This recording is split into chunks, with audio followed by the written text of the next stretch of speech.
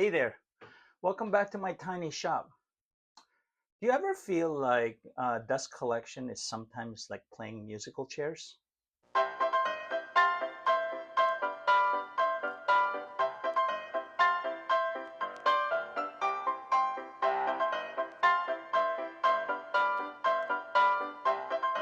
Whew, I'm tired just of watching that video.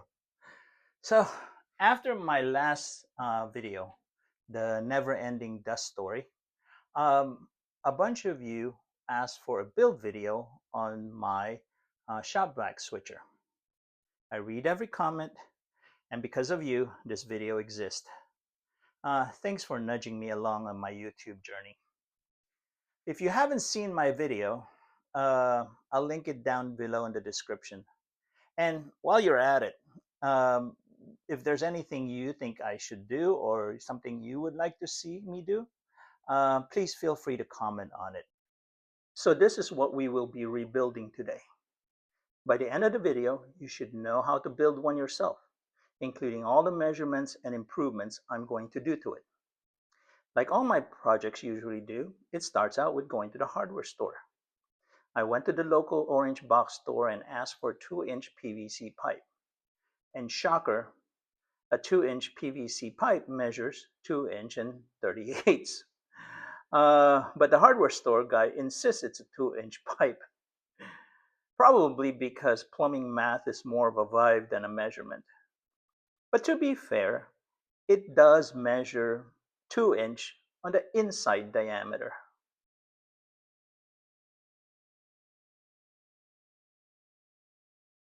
I'll be rebuilding the switcher using this pipe, some half-inch plywood scraps, a flexible rib hose, and some hose clamps.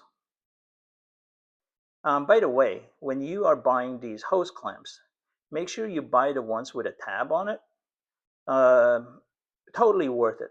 Saves you from struggling with a screwdriver or a wrench. First up, we need 7 PVC stubs, about 3 inches long each. Make sure you set up a stop block. It will help to have a uniform length. And I guess I should move the slider to my miter saw slot. Take it nice and easy. Oops. That's why you wait until the saw spins down before moving. So you see, nice, perfectly uniform cuts. That's what a stop block does for you. I'm only going to cut 2 since I'm going to reuse some of my old ones. Another handy tool is this little deburring tool. Sometimes, if you don't cut it nice, it can be very rough. This will smooth it out very easily. If you don't have one of these, a sandpaper works just fine. So here's a pro tip. A lot of shop vac hoses are more than 2 inches in diameter. Mine is 2 3/8. So take a heat gun and heat it up until it's flexible. Now, take those and gently persuade it in there. And voila, you have an adapter. Now just make sure you let it cool down before you start touching with it. Next, take your scrap and cut it to 20-inch wide. After that, I've listed this cut list up on the screen, and so you cut it down to smaller strips that we will be needing going forward. Next, take the 4.5-inch strip and let's mark out some layout lines. The dimensions are displayed on the screen.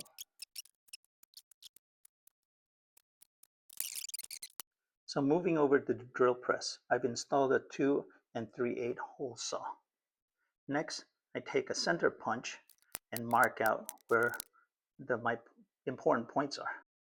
So here, as you can see, I'm not drilling all the way through the board.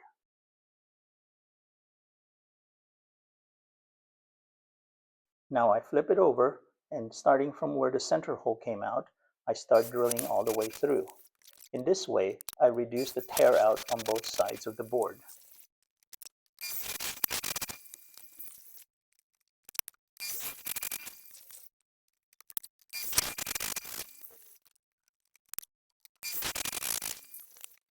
And here you go. Now you can see almost no tear out. So I'm going to be using these very strong round magnets So next, the hole you're going to make is going to depend on the size of magnets you have. These are about 10 millimeters, so they're about 3/8. So I am going to use a 3/8 Forstner bit. I like my hole slightly smaller so the magnets are pressure fitted and they don't pop out.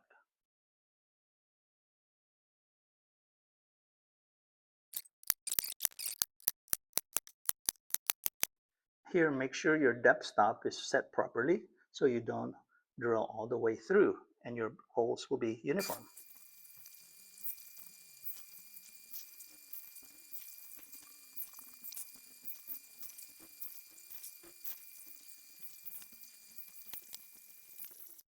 And voila, very nice.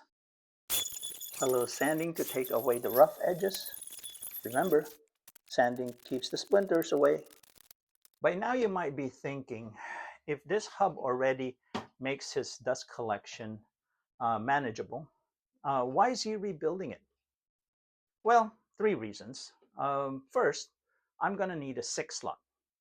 One for my flexible hose, one for my table saw, one for my miter saw, one for my belt sander, and one for my drill press. And since Christmas is coming up, I see a future with me with a bandsaw in my horizon. Second, with 4 magnets per slot, I sometimes the slider gets caught, the latches onto the neighboring magnet set. That little tiny misalignment means suction leaks. Lastly, I'm moving towards a fixed PVC ducting, so I need the hub slightly higher and straighter to avoid dumb bends and keep airflow smooth. And since, I guess, the fourth reason, and since many of you asked for a build video, it felt like a good excuse to do this now. And I'll be honest, this still won't solve everything for me. I still have to remember to move the slider before I start the tool.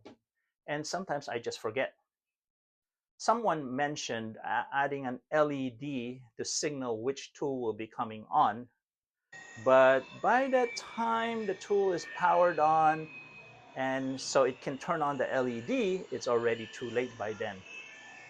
Um, there's a lot of smart people out there, and I'm hoping one of you can give me a solution to fix this problem. So if you have a simple way to help me fix this problem, or even just a small habit that really works for you, I'd really appreciate your ideas in the comments below. Okay? Now, let's put the final version together. Let's go. Next, let's start the assembly by gluing up the 1" and the 1/2" together. A little brad nail to keep them together.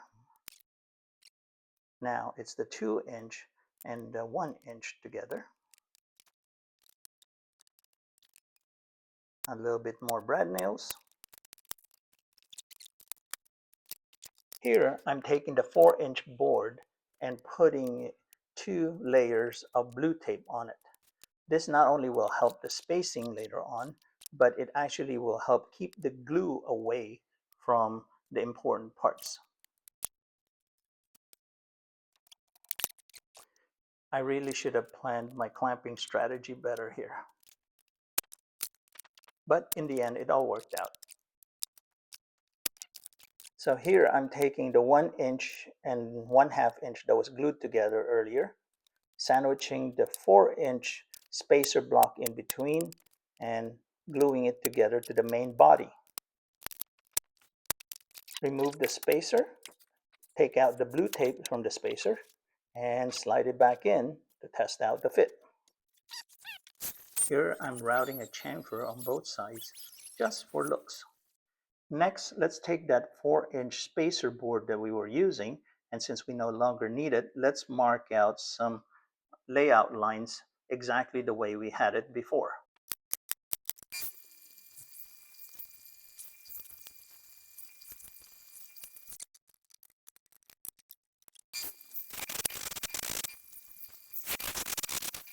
A quick dry fit, and let's cut it to size. So off camera, I decided to paint it black this time. Nothing in particular, just had extra cans of black paint around. The back isn't even painted. Now let's put the magnets on. And since I've adjusted the size to be slightly smaller, I don't need glue, and I'm going to rely purely on pressure fit. Make sure the polarization of the magnets are all going the same direction. Believe me, you don't want to know how I know that.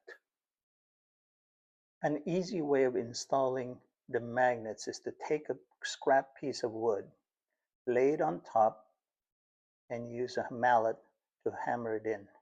This way the pressure goes in evenly.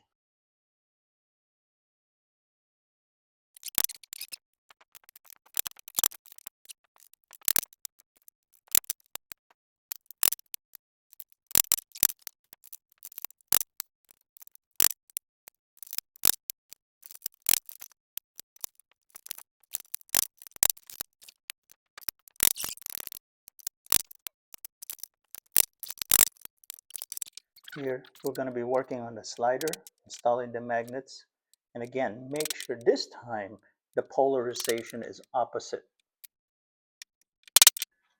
It's a bit tight. Oh, there we go. Oh yeah,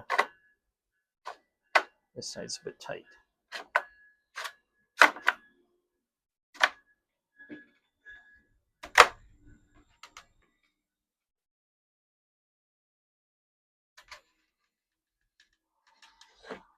Sanding this. Okay. All right. Next, we'll be installing the PVC stub. Make sure it's flush as you don't want to experience any kind of leakage. I'm not going to be gluing this on. Now, you could do it if you want to. And the reason I'm not doing it this time around is because, as I said, one of my goals is to have pure PVC ducting going forward. And when I do that, I will be able to remove this and attach a much longer PVC pipe. And there you go. Beautiful. Okay, let's attach it to the miter station. You're seeing me use a center punch here so I know where to drill the screws.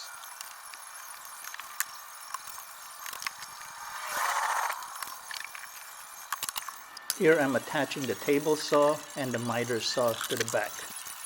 Oh, with the switcher so much longer now, I did not account for not being able to slide the slider in.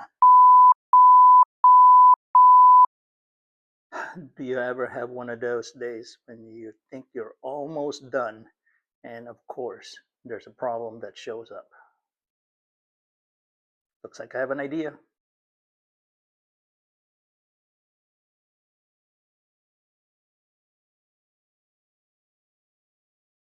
Phew, I knew I'd figure it out.